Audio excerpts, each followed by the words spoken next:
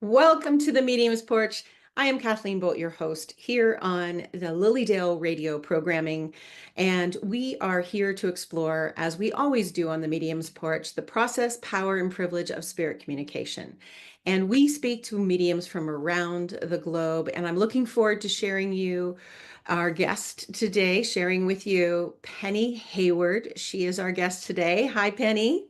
Hello, lovely to be here again. Thanks for having me. Yeah, welcome back. It was such a wonderful time talking with you before and getting to know you last summer. That was amazing.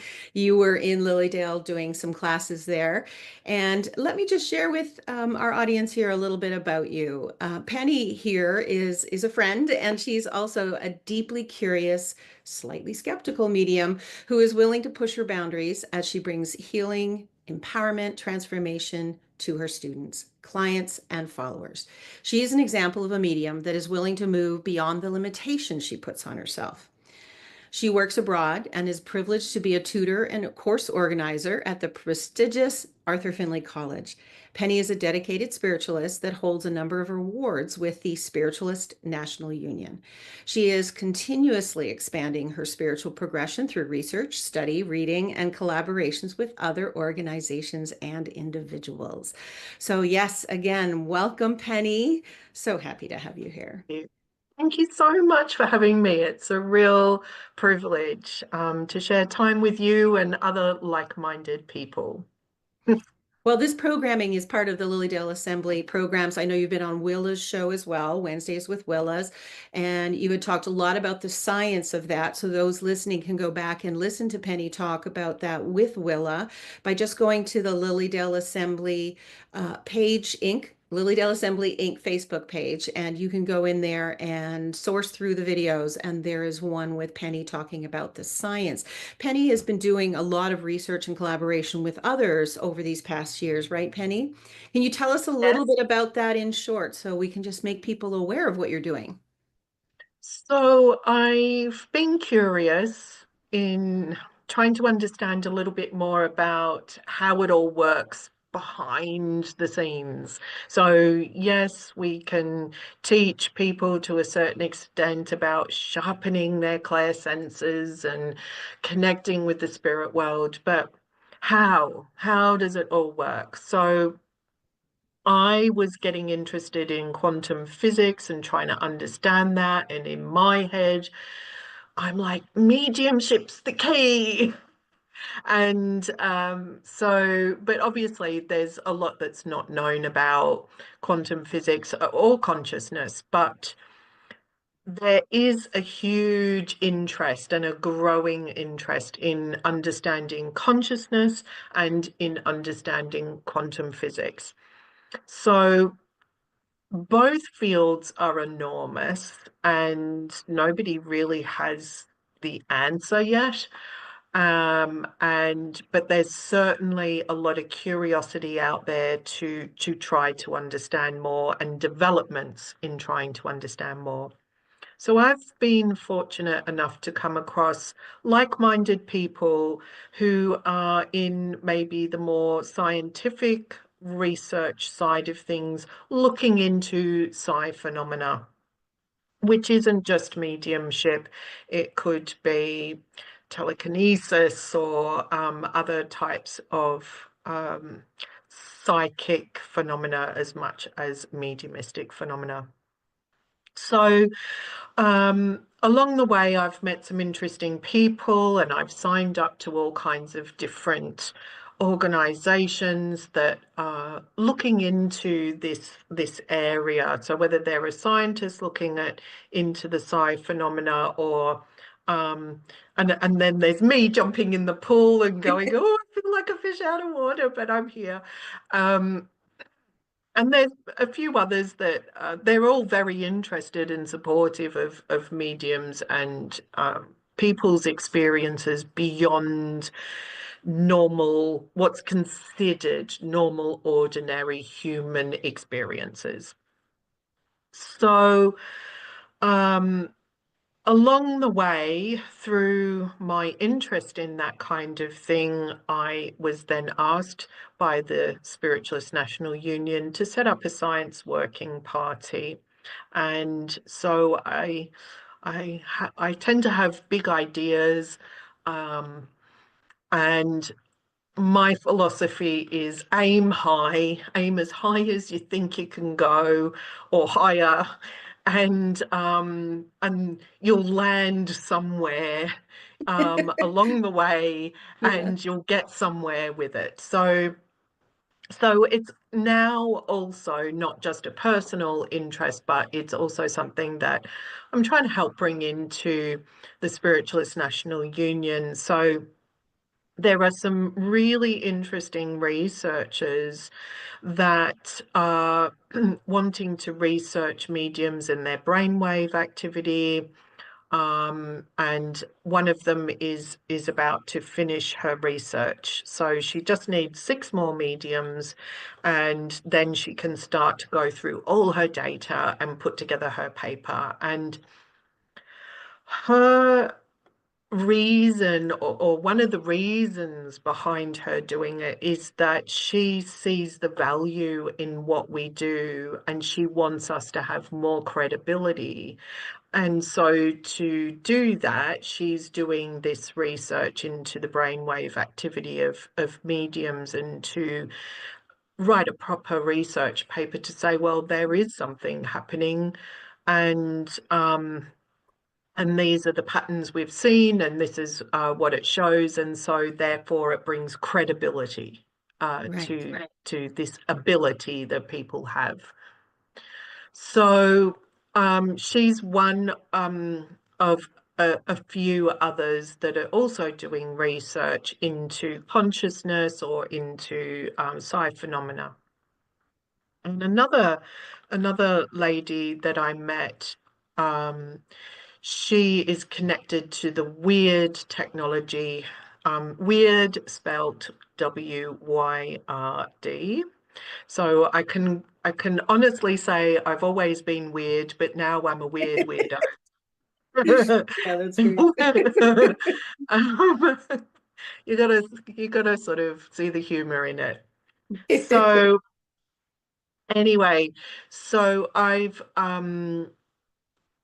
got a research project together with her, and using the WYRD technology to look into what's happening with mediums, and the data that it produces. So I did talk a bit about that with Willa, and I think at the time I was waiting to find out if this was going to get I approved, and it think got so. Yeah. approved. Yay. Yay! So you have that money So research resource for you available. yeah. Nice. Well, so I'm not taking any money from the Okay. research. Hmm. And it's a pretty small budget, and it's a pilot study.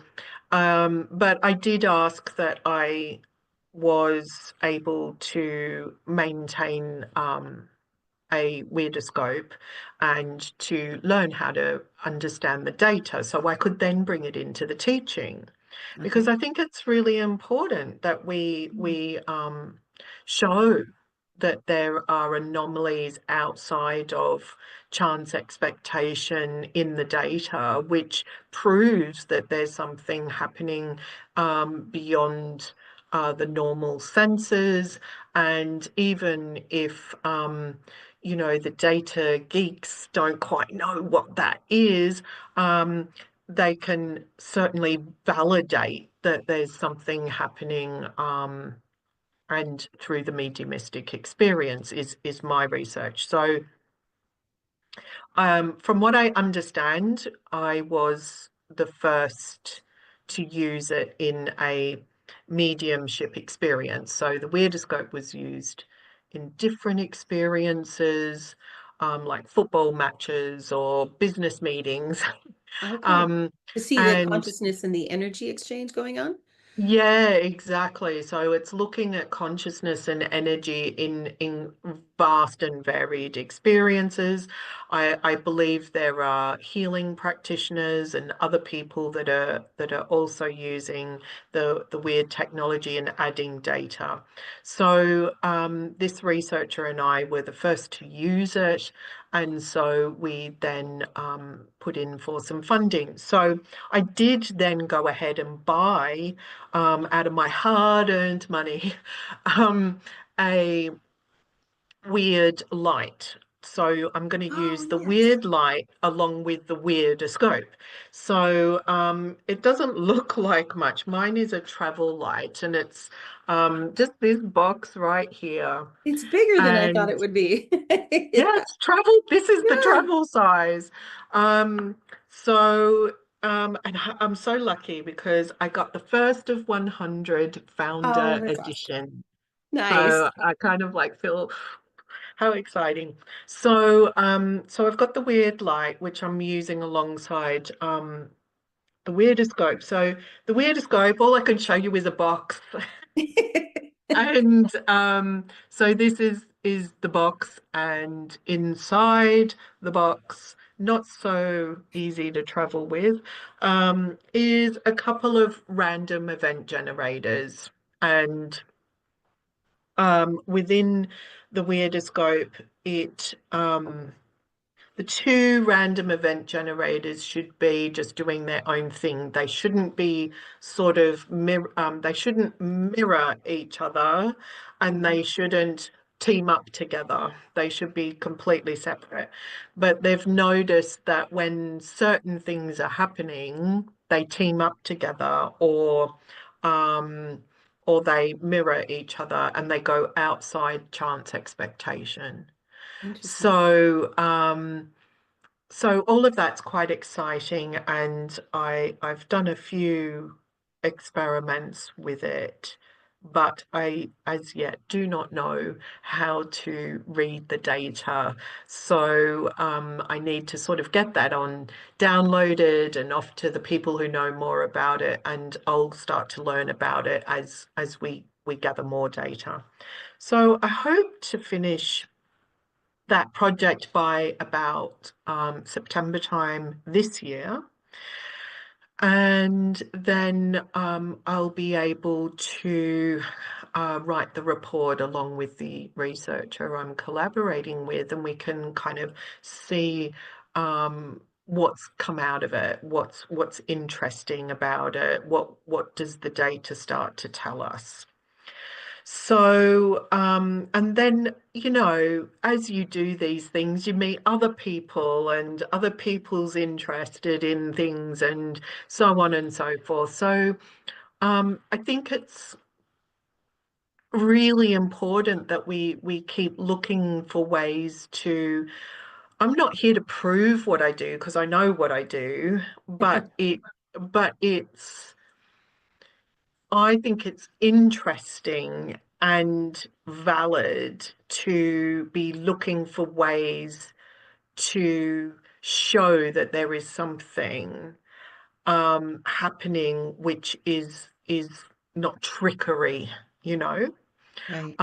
or is and it's done in a through certain protocols, etc., etc. So it's not just like me and someone else and um much more bona fide skeptic than me will go, well, they've just made that up, or they've influenced them, or they're cold reading, or this or that. So yeah, I think it's exciting, and I think it's amazing and wonderful to kind of be at the start of it all in terms of using the weird technologies, that is. Lots of people are looking into this sort of thing as research in many and varied forms. And there's other researchers, some German researchers, who we have a project going with the Spiritualist National Union and a number of mediums through that. So it's only in its infancy, and I don't really want to give away too much because it's going to take time to gather the data and then analyze the data and then write a paper about it. But you should start to see over the next couple of years some more through the Spiritualist National Union and myself, I hope. Nice. Yes, that's fascinating. And what I find interesting is that spiritualism, at its modern beginning, there was so much research being done in the best way they could with the tools they had at the time, and mediums were tested constantly back at the turn of the century. I mean, I Yeah, think if I remember correctly, isn't that why the Psychical Research Organization got started, was because they were working with sure. mediums and doing that work. So I find it Absolutely. fascinating that, it kind of got dropped, the ball got dropped for a while, I think, on that. I mean, there were others picking it up, but it's obviously there's a resurgence, and it's nice for our community to have someone like yourself engaged in this, because so many others are outside of our circle. So this is nice for our Lilydale community to have someone that is interested and invested in this process, to be doing this and touching base with us along the way. So I think that's quite lovely. Have you ever given any thought to um, the past? You've researched probably a lot and read a lot about the research of the past. Is there anything that you see that's helpful for us now that you could bring in from the past and the knowledge you've gained from researching that? I think from what I'm observing, modern researchers and scientists into psi phenomena, just to sort of keep it simple, are really looking at new technology and going, oh look, human beings have a biofield. And, most of us are going to go, Oh, yeah. because they're talking about the aura, and we've known about it for centuries, it seems, and so they're not telling us anything new, and they're Right. putting it into their own language. So I don't want to criticize it too much because I'm appreciating that because they're coming from the scientific community, they need certain protocols to be adhered to, and they need certain equipment, or they need a scientific, what they consider as a scientific way of proving that there is something going on. Now, materialist scientists will forever and a day say it just doesn't happen. There's no such thing as a medium. Um, uh, but there are scientists and researchers who are have read, I might add, a lot of the spiritualist books of the past and are Interesting. aware of a lot of the research that was done because of the Society of Psychical Research, which was with people of note of the time who went into mediums and mediumship skeptical and came out going, wow, mind blown, something's going on. I'm going to tie a medium to the chair and I'm going to do this and I'm going to do that. And I'm going to prove that they're making raps because they're tapping it with their big toe. But that wasn't actually happening because that kind of process, as you say, at the time was the best that they could do Mhm. scientifically. But by modern research standards, that all gets sort of pushed to one side because it's not good enough. Right. I suppose you could say, by modern research standards, which is perhaps why you know, it's like, look, everybody has a biofield. Oh, yes, we know.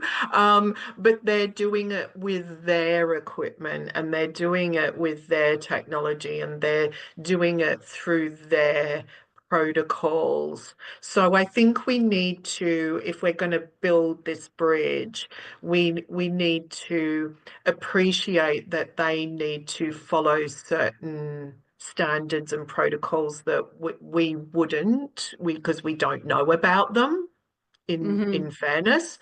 And I think, in all fairness, they also need to understand and appreciate that when they're sticking a cap of a number of The sensors electrodes. on some and wires coming off to measure the brain waves of a medium, they're asking a medium to do what comes naturally to them in an unnatural process. So depending on how comfortable the medium is to be put in an uncomfortable situation to do what is natural to them, will depend on the outcome as well. So um, I think I'd like to make a point here too that there are many, many very good mediums and psychics. But if you put them in a test condition, whether it be to, Mm. like for myself, I have been assessed until the cows have come home. I've been assessed for healing, assessed for philosophy and evidential mediumship, and assessing. And so I have been put to the test by the Spiritualist National Union standards many times to the point where it does not bother me to be assessed. So when I go to do something with a cap on, I just go into my mediumship phase without worrying too much about what the result is. So the important thing here is, as soon as a medium is put to the test, whether it be like, how good is your mediumship? Let me tick some boxes off, they're naturally going to be, they're put in an unnatural situation to do what comes naturally to them. And so nerves come into it. Perhaps their presentation skills go out the window because of nerves and so on and so forth. So some people may well be excellent mediums, but not good under pressure in an unnatural situation. And I think that's something we need to consider Yeah. when it comes to assessing mediums for a standard or assessing mediums through research. So, or, it's not research, it is research. So, so there needs to be an appreciation of those things as well. And I think that because there's been a bit of a divide between psychical research and spiritualism, just sort of generally speaking, sort of probably since about the 60s, 1960s, I think is when it really just kind of fell away. Um, it's like as if, well, spiritualism's considered a religion and we don't want to have anything to do with a religion because we're scientists and we're researchers. And so they've gone off over there, doing their thing, and then they're sort of scrabbling around trying to find people to test, and they're not really in the community, to find people to test. And so, and I mean, I'm sure they find people, but who's to know what is their standard, what is their caliber? And they could very well be excellent mediums, as I just said, but how do they know? So I Right. think I think there's sort of some ground where everybody could meet up and kind of go, well, you know, spiritualism isn't just a religion. Um, from what I understood, it's a science, a philosophy, and a religion. So I think we really need to look at its entirety, not just a little kind of portion of And I it. love that you said that because we often think of scientists and how they try to control so much the process of what they're trying to get an outcome from that one wonders if that isolates things too much from the reality of the circumstance. What I love is that it sounds like what you're doing is taking something like that, something where we're trying to measure something in a controlled format.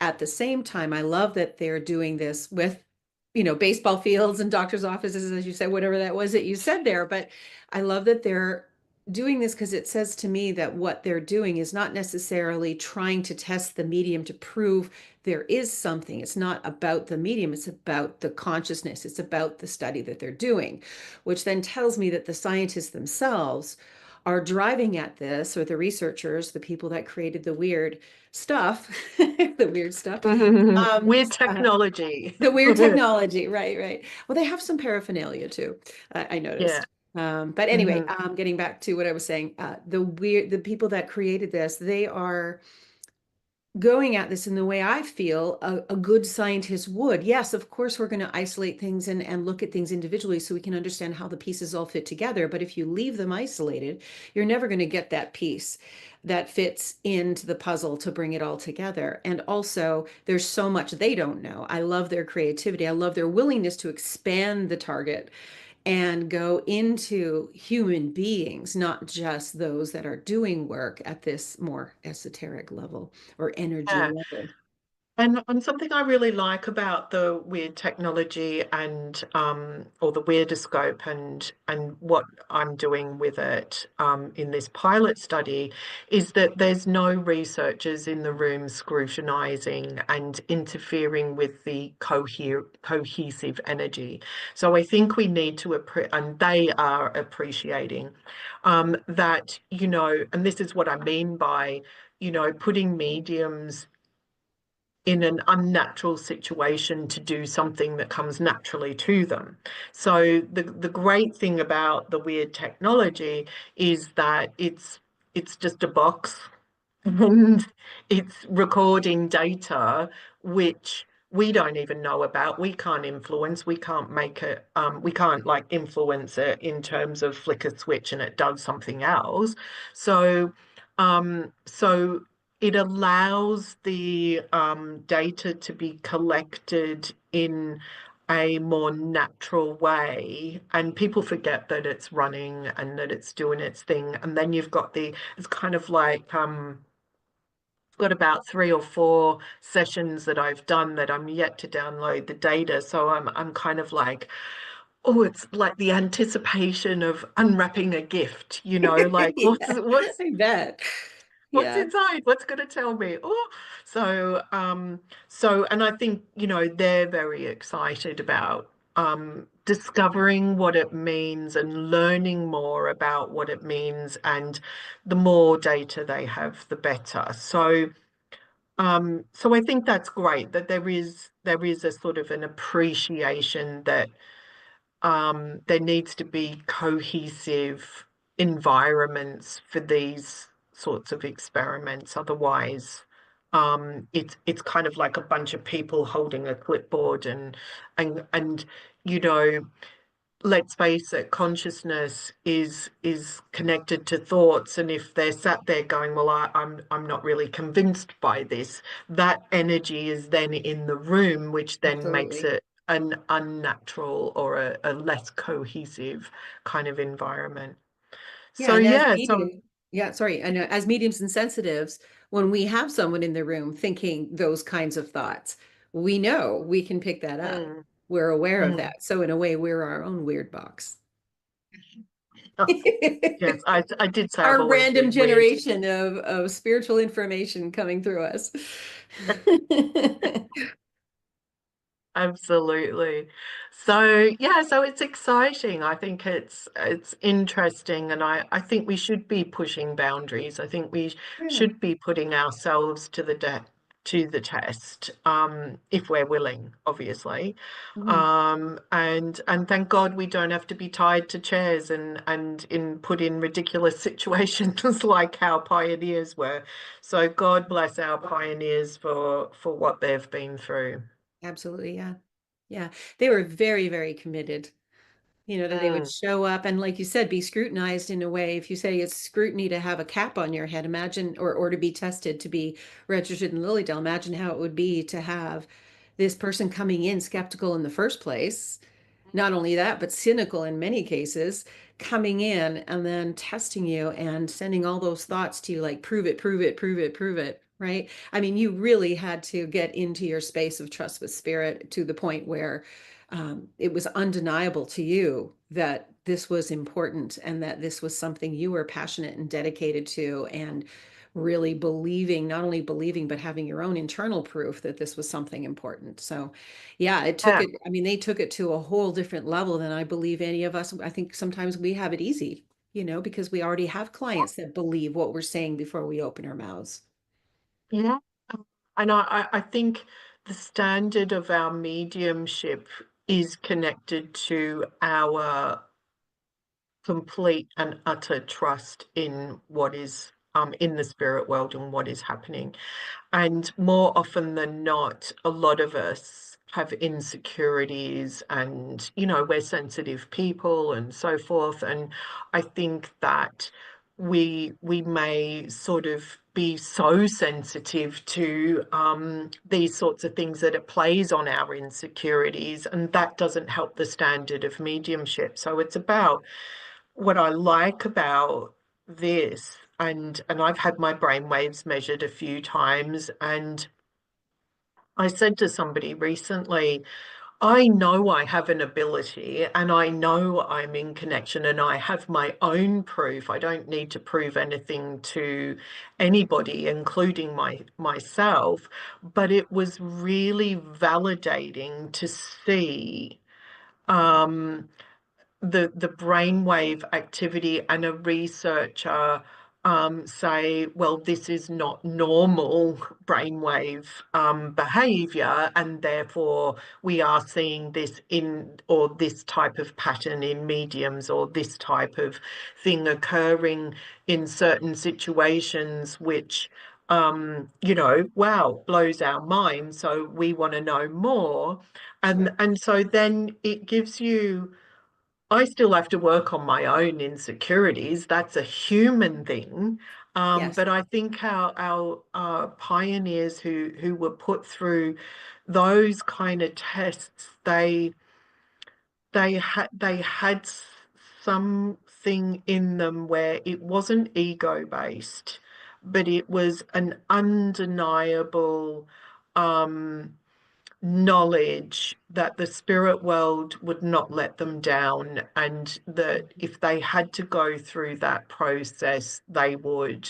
And in fact, I think probably their spirit team were encouraging them to go through it, to bring the evidence that was evidential at that time, because a number of researchers and notable people in the community of those eras who walked in as skeptics, became our biggest Because supporters in yes. spiritualism, and were on the board of the Society of Psychical Research, and were in pioneering and founding groups that those scientists and researchers today read about as well. And I would in support of a number of those researchers, I would say that it's really nice to come across a group of people that really want to bring credibility to what we do. So, given that there's a community of scientists and researchers that are on our side, wanting to bring credibility to what we do, then I think we need to get comfortable with being uncomfortable. So that we can validate for ourselves where we're at in our development and journey, Yeah. and to know that we are of a certain standard, so that it does keep it keeps our ego in check, but it also keeps our insecurities in check as well. And the information when it comes in is there for us to embolden what we already experience, right? And like you said, validate that. Give us Mm, further proof from another vantage point of what's going yeah. on. Yeah. Yeah, absolutely. And I think now more than ever, I think it's worth like, being put to the test because especially if they're going to come up with technology that can bring this validation as we're calling it. Um, because then it can start to eliminate some of the sort of personal judgment and criticism that Mm, that can happen. And I think as well, some people have an unbalanced sense of perhaps where they are. You've got the two ends of the scale, you know. So it's worth understanding for yourself. right. And I think that we what is it that we have in mediumship that can, sure, say Lilydale has their training program, the Spiritualist National Union has their training program. You sit in front of a board of people and you're assessed and there's an outcome to that. And that's the best we've got at the moment. But what if there was this technology? And I'm only just thinking about this out loud as I'm talking to you. What if there was this technology that was there, which can then back up what the assessors say, that can then sort of go, well, actually, it's not anywhere outside chance expectation. So you need to do more development, or you need to work on your abilities, or it's wow, gosh, that's pinging right outside chance expectation, and irrespective of my personal thoughts about you, you pass. So do you know what I mean? I think Yes. that I think in any industry, from builders to general practitioners, there are the good ones who are dedicated and educated and all that beautiful stuff, and there are the ones that are not like that and bring disrepute to the field. So what if we were able to bring a layer to it that you couldn't you couldn't deny? Right. So you would have that layer where it is undeniable. There's proof that there is some functionality there, some ability there. I think you would still need to have that layer of perceptive experience where, the person needs to understand what you're saying. Even if you have all this stuff going on, you have to be able to communicate that. Gosh, So yeah, yeah, you there's couldn't so let much go of to it. that either. It would allow for that subjectivity, but the objectivity is important as well. And I think, yeah, I think there's validity in knowing from all angles, or as many angles as we're capable of how that fits together. And so maybe there would be standards then, right? But then again, if we live on standards, I know that'll be tricky for mediums because we can't even know what we're going to say before we sit down with somebody. There's no guarantees about who's going to show up for the communication that day. So we can't measure that. So there's always going to be this part of what we do that's going to be um, subjective, Oh, yeah, but unexpected.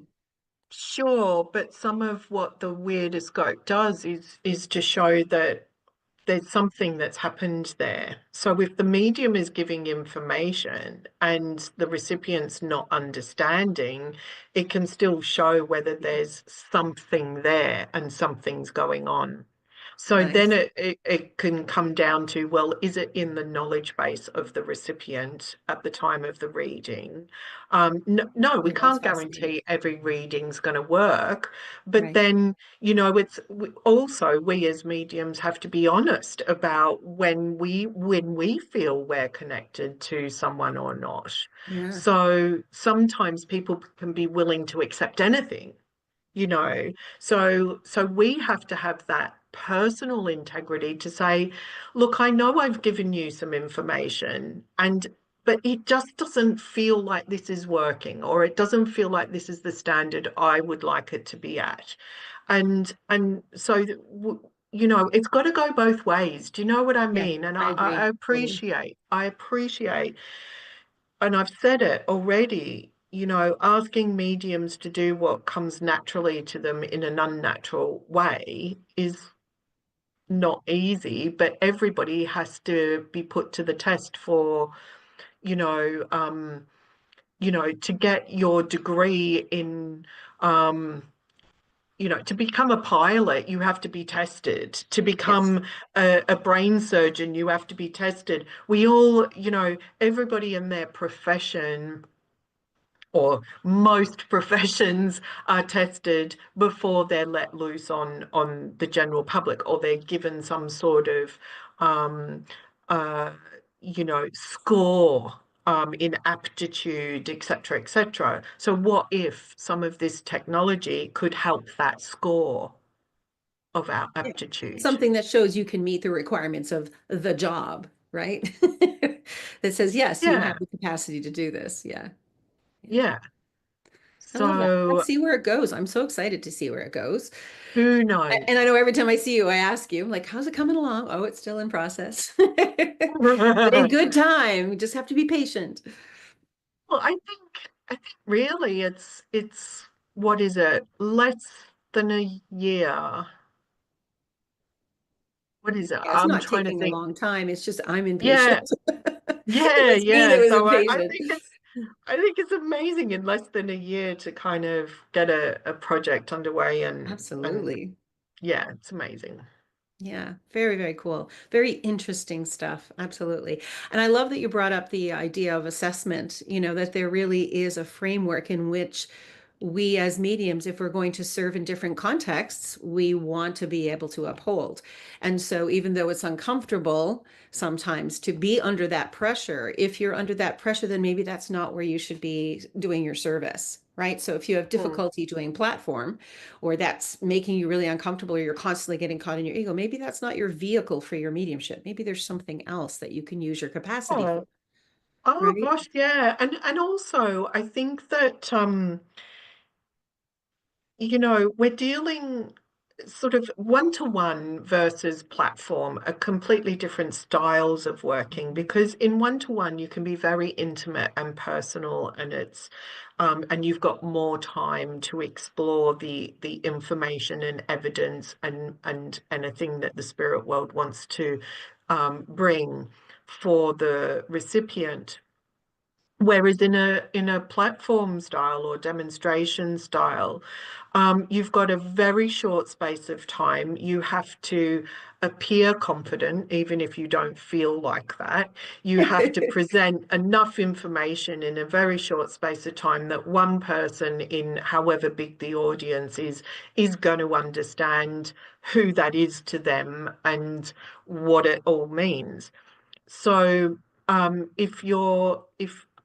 if you're shy and you lack confidence in, say, public speaking or being in front of an audience, then perhaps you shouldn't be putting yourself there. Or perhaps you also need um, development in presentation skills. So, the way, the saying, if you look good, you feel good. And so, you need to present yourself of a certain um, in a certain way with your anything from your clothing through to your mannerisms and the way you present the information that you're receiving from the spirit world. You can't be looking at the floor, you can't be looking at the ceiling, you can't be doing a whole bunch of things. And maybe some of the development process of mediums is not just on the skills of mediumship, but also the presentation skills during mediumship, as well as public speaking. And perhaps it's also about the development of the medium and them as a spiritual being. So, you know, there seems to have been an emphasis on how to do mediumship, how to connect with the spirit world, how to sit in the power, how to use your clair senses, how this. Give it to me in 3 easy steps. Well, everybody listening, there is no 3 easy steps, or I can give you 3 steps, but that will take time and dedication and perseverance. And you need to work on yourself. You need to work on your presentation, and you need to work on honing your mediumistic skills. So, hey, if you think you can do that in one weekend, all the power to you, but I suggest it's not possible. I would agree. Very much so. And, it's human nature. I mean, if you're in that position with people looking at you and waiting for that information, the attention span of the group requires certain things to be in place of that speaker and presenter so they can comprehend the communication. It's one thing, like you said, to comprehend, to have the communication. It's another thing to Mm, express it in a way that it can be comprehended by the recipient, or in the case of a mm. group, recipients, even though they don't apply to them individually. So yeah, it's very important. And we And have to I do can that from tell the you, inside out, don't we? We have to do yeah, that from the for sure. inside out, not from the Yeah. outside in. Yeah, and I was born in Australia, and it's coming up to half my life, not quite yet. Um, I was in Australia, and I've spent a good portion of my adult life in England, and of course, I have many American friends and people that I've met in America, and some in Canada as well.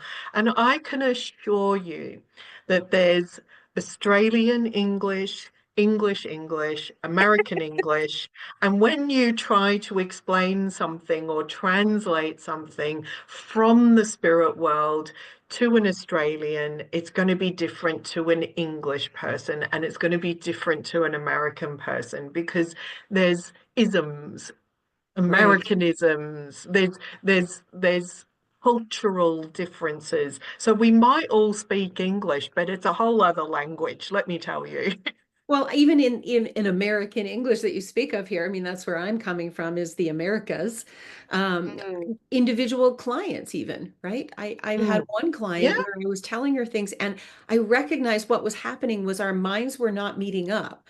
Like she mm. wasn't getting what I was saying because of comprehension, vocabulary I was using. So I Yeah, changed the vocabulary and all of a sudden she's like, "Oh yeah, yeah, no problem." So I've been thinking about this a lot lately. This is my little soapbox, is that idea that we can communicate all we want, but it is an exchange of energy, it's an exchange of information, and the comprehension has to be there. And I would love yeah. to hear, do you have an example for those listeners, just for the fun of it? If you can give us an example of how that variation happens in Australian communications and British communications and American communications. Oh gosh, it's hard to think of an example when you're put on the spot, and I'll I probably know, I think just put about you on the spot. I know. 10 or 15 of them afterwards, but nothing's springing to mind at the moment, because Okay. quite often you're in the moment with something, and then it's sort of like Realize something what's clicks in your brain and you realize um, it could be down to like terminology, and just little things like that. Certain phrases or types of terminology in don't translate into a different country. I'm half searching my brain as I'm talking to you, but nothing's really coming to I have a mind. fun terminology, the boot. Uh, The a boot is boot. a trunk for us here Yeah. Right. on, Yes. on a vehicle, Yeah. on a car. The boot is the trunk. So that would be a vocabulary example. Yeah, and pants. I mean, little things like that. Pants Pants and in trousers. yeah, and in Australia, thongs you wear on your feet, and in England, they're a type of underwear. So Exactly. And that would be tricky if you're on the platform to be bringing up thongs in the wrong context. Yeah, so it can lead to some embarrassing moments in life. And of course, these things happen, but there's other types of terminology. They're just little ones that we're coming up with, but there's others as Yeah, well, of course. for Something sure. more sophisticated in the moment. You're like, ah, this is where I am. Adjust, Yeah, and adjust. Yeah. yeah, vest and singlets is another thing because oh yes, Richard, who I work with and was at LILYDALE with last year, he wears a, a waistcoat, Oh, but I call it a vest. But a vest in England is like a singlet that you wear under a shirt. okay. So I'd We say, call it a so, vest as so well. Yeah. yeah. So I'd say, what vest are you going to wear? And he'd be like, waistcoat. It's rather private. Oh, no, oh yeah. Of I mean, they're just like, I mean, we're just talking about little things here, aren't we? But course, yeah. yeah. Just for the fun of it. That's the thing I think with what we do is like, yes, we have to be serious. We have to be sincere. We need to be Mm, responsible. All those things are really important. And we have to remember, I think I have to, well, have to is a strong word, but I think it's important to remember that it's fun. It can be fun. We're human, oh we're gosh. mediums, and we do all this neat stuff, but Mm, it's fun. mm. Well, I think that's a really valid point. We have to see the joy, the love, the upliftment, all the good sides of what we do. It's if nothing else, it's fascinating. The some people you meet, the things they've been through. And don't get me wrong, there are people I meet that have had experiences I never want to experience for myself or be a family member that needs to go through. So I have complete reverence in the fact that there are people that have ordinary people have gone through extraordinary events in their lifetime. We still have to have the love and the joy of what we do in our heart and soul at the time, even when it's something that would otherwise be considered an atrocity, because we're there to bring the two worlds together in love and to be able to bring that sense of some sense of peace to know that their loved one is still alive, just in another form. And that doesn't take away what happened or isn't to downplay what happened, but it can be so healing for people in their grief and that's why, and some people who have passed through not so good experiences may have had a wonderful sense of humor in their character. And if that humor, the sort of the sensitive and information, factual information has come out about the circumstances of their passing, but then the personality comes in and the humor, and it starts to heal, you know, the energy of just that very small but very tragic part of their life and how it's affected those left behind. So it's not that we would for a moment go, oh, it's just all love and light. No, it's just this and that, and it's Right. always fun. But there is a reverence to it as well. But we have to love what we do. If we don't love it, if we don't have that sense of reverence when it's required, and that playful side when it's required, then why are we doing it? Mm. What it's kind of like being in a job you don't like doing, and you just think, oh, why am I doing this? Um anyway, I suppose it's easy to get on a bit of a rant or a soapbox about things, but It's fascinating. I think it's a privilege, and it's fascinating, and we get to meet all kinds of people from all walks of life who have been through all kinds of ordinary and extraordinary experiences. And I find that fascinating and a privilege more than anything. Absolute privilege. Yeah, definitely. Yeah, yeah, Yeah, and it's an opportunity as well. It's an opportunity for us to experience variety and diversity in people's thoughts and their experiences. And on a spiritual level, personally, it gives us the opportunity to step back and say, hey, this is my place and that's their place. And what can I learn from them and vice versa? And where do I need to yeah. do my work and etc. So, oh, one My of your lights lights went just off. Is popped Spirit off. trying to tell us it's time to close? I think I we have got a few no more idea minutes. what. Yeah, Ah, there there we we go. go. Hang on. Look like a ghost. Oh, the light just Welcome turned back. itself off. How weird. Let Yeah. me get that lighting a little more sensitive. There we There we go. Is go. that all right?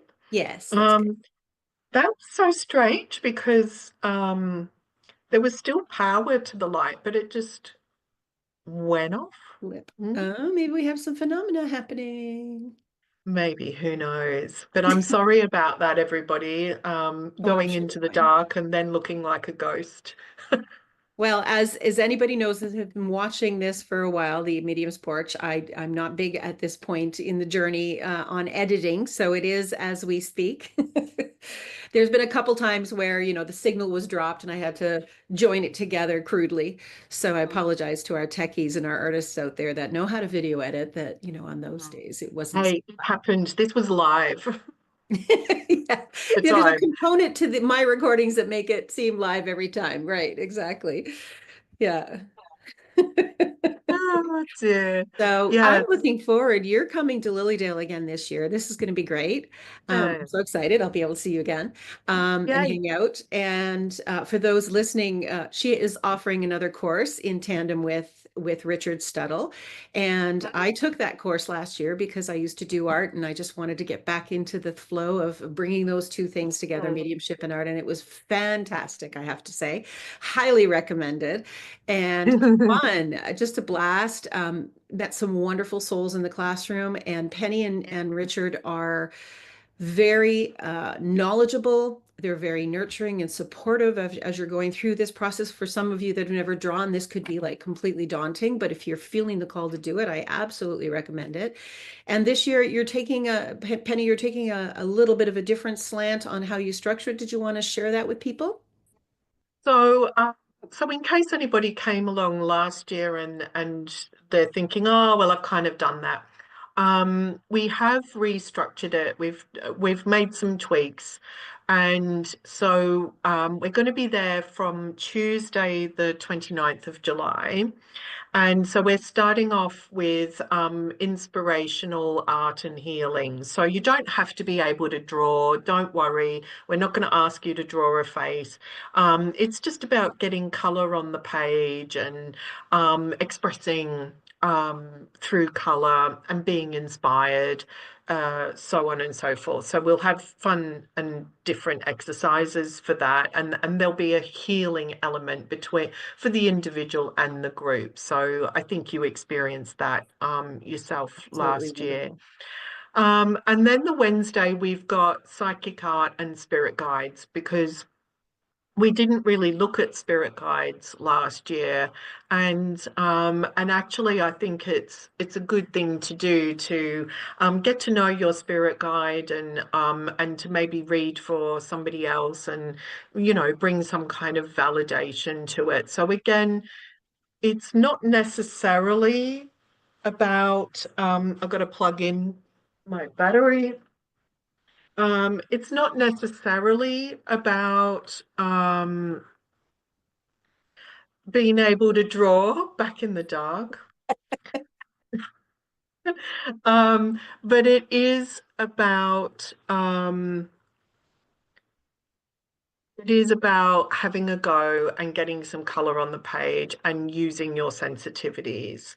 And then we've got Faces from the Spirit World, which is the Thursday, the 31st of July. So that's when we'll show you how to do the basic proportions of a face and then just kind of be a little bit more inspired after it. So it'll give you a bit of a framework, but then also how Richard, he just goes squiggle squiggle like that. I call it squiggling on the page. And then you kind of see a face there and you're like, how's he done that? It But seems to he emerge from it. It's really cool to does, watch it just it kind of unfold. um and but yeah, we show you sort of like how to the proportions of a face and things, but then also how Richard does it on like sort of starting with smudges and building a face from there. So for those that might be a bit more advanced or want to build themselves up to that, that's what that day will be. And the last day on the Friday, the 1st of August, is we're calling it Drawing Two Worlds Together. So it'll be sort of bringing the evidence from the spirit world and the art entwined.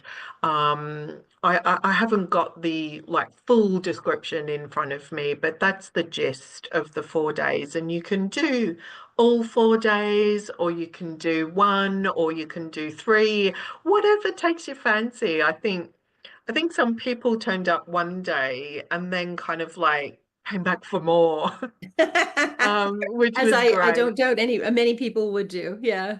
I signed up for the whole thing. It was a wonderful series. I loved how you progressively moved us through that. And I don't know how much of that was intentional and structural planning, but I definitely felt that flow moving one day to the next. And that healing day was profound. It Yeah.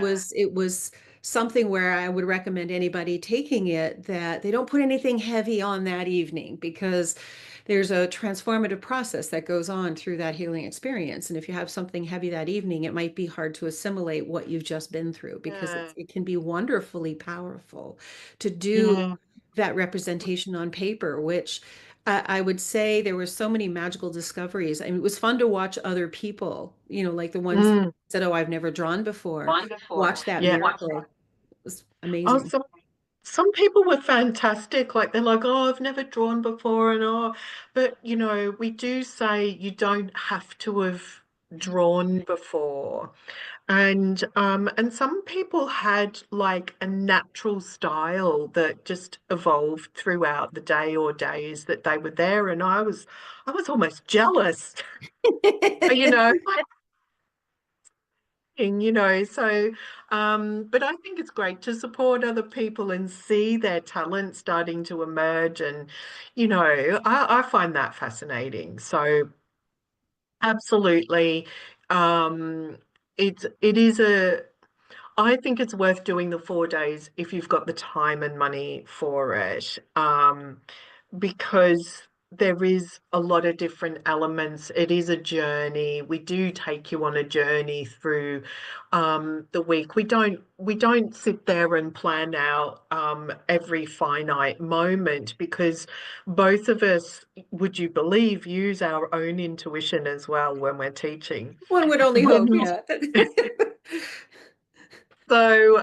so we move with the energy of the group as well. So even though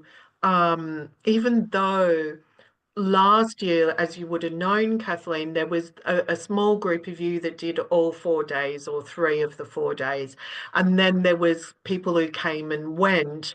Yes. Um, it was a very different energy for us as teachers, because Yeah. there was changing group dynamics every day, but we were on it, if that makes sense, and we sort of kept it together and kept it flowing. And I feel really lucky and privileged to be working with to have a working relationship with Richard, where we can feel so comfortable with each other and know each other has it, and we've got it in under control as a team, so to speak. So um, Yeah.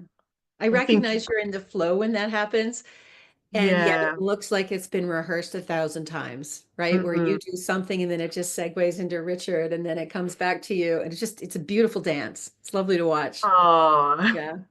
well, that's really good to hear. Thank you for that. And I feel that that's the way it is, even though we absolutely don't rehearse anything.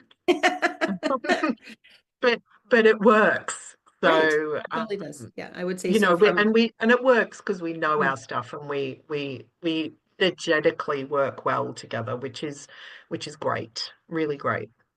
right.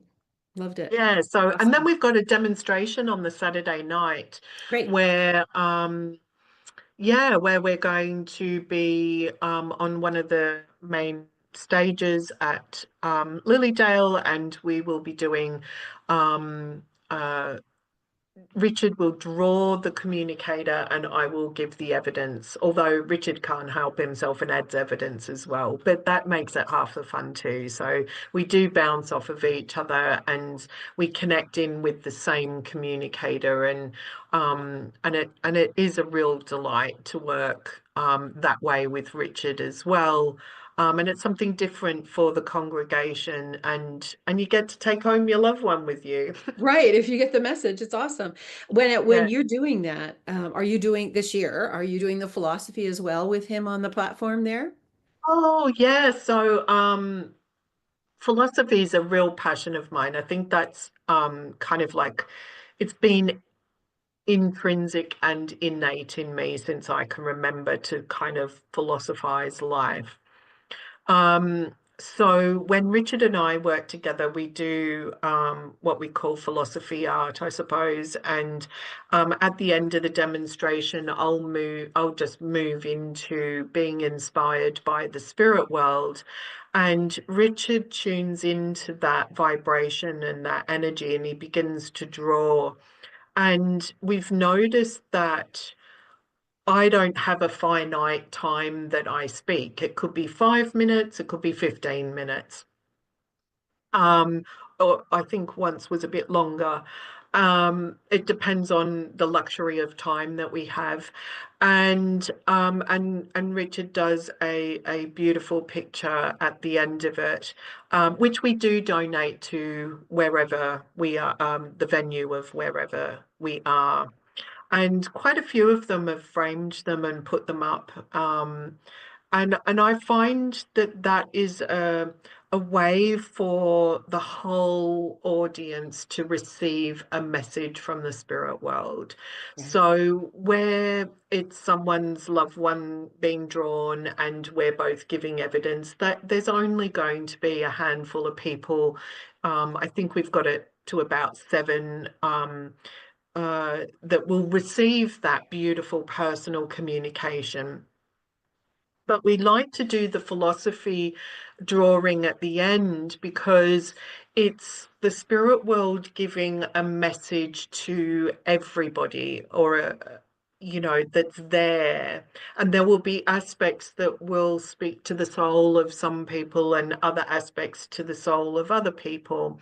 And we say to people, you know, come and take a picture of the picture at the end because it's you've contributed to that and the spirit world's contributed to that for you. And it's so exciting to see how many people come up and want to take a picture of that picture or want us in that picture. It's like a moment of fame, I suppose. Or feels like it. I just Right, want a red right. carpet next time. I'm joking. I'm Yeah, joking. I know. But yeah, and it's just to feel the appreciation of people and that they feel that they've received something um as well, because everybody holds that space Yeah. for the few that get a communication, but it's really nice that everybody gets a message from the spirit world and there's a picture to go with it. So yeah, Yeah. we love doing that. It's a wonderful little format. It's great. Yeah. Thank you. Thank you so much. Well, this has been awesome to talk to you again. And anyone watching here wants to leave comments below, please do so. I probably should have said that sooner, but you can leave them after the fact. And Penny and I will check in at some point and answer any questions if you have any questions in the comments. And again, check out LILYDALEassembly.org because that's where you'll find Penny and Richard's course signed up there. You can sign up there, sorry. And you can search. You can, as Penny said, you can go in one day. You can join the whole week. I highly recommend the whole week if you've got the time and resources for that. Absolutely. And also check out Penny's website, see what she's doing, see what's going on. Penny, would you like me to put the links for the Word people underneath? I think that would be a really great idea. Weird. What did I say? Word. Oh, I looked and I read what I wrote. Weird. Sorry, the weird Sure. researchers. Yeah, so that they can, Yeah, so you can learn more about that. Absolutely. absolutely. I think, people are getting more curious about the weird technology and what it does. And yeah, by all means, put it on in there. Excellent. Okay, so I'll put that in the list. We'll put your website page in there. And then there's also, you also have on your website page further videos that you've done through podcasts and interviews. And then you've got your own series there that you were doing. So I highly recommend people go there and check that out as well. Yeah, under I really media. must. Yeah, thank you. And I must spend some time updating it because I haven't updated it for a long Well, I'm sure time. there's enough there that they can get busy with it now and then Started. check in Yeah, later. So, yeah. absolutely. Awesome. Well, I'll look forward to following your travels on Facebook there when you post things on your page. And until we see each other in person, I'll be holding space for your success. Thank Thank you you for so joining us much, and mine today. for you. Thank you. Thanks for having me. Bye.